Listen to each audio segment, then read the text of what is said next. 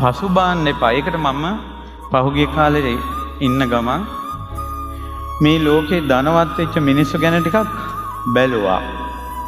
මට ඒකෙදි මොන ගැහුණා. මං මුලින්ම කියන්නම්කෝ ඔයාලා අපි කවුරුත් දන්න අසල්වැසි රටේ මුකේෂ් අම්බානි ඉන්දියාවේ ධනවතා. ඔහුගේ පියා ලිපිකරුවෙක්. කාමර දෙකක ගෙදරක් තිබිලා තියෙන දුප්පත්. ගෙදර ප්‍රශ්න කොච්චර තිබ්බද කියනවනම් ප්‍රශ්න ගැනම කල්පනා කරලා තාත්තගේ හදවත පුපුරලා මැරිලා තියෙනවා. ගෙදර ප්‍රශ්න ගැන කල්පනා කළා.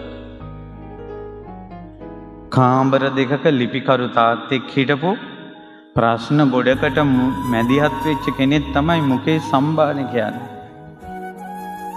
හිමීට උත්සාහ කළා. ව්‍යාපාර පටන් ගත්තා. ඉහළට ගියා. අද ඉන්දියාවේ ධනවතා බවට පත් වුණා. අද කාලේ තියෙන චරිත ආදර්ශයට ගන්න. මිනිස්සෙක් නැගී හිටපු විදිය හොයලා බලන්න.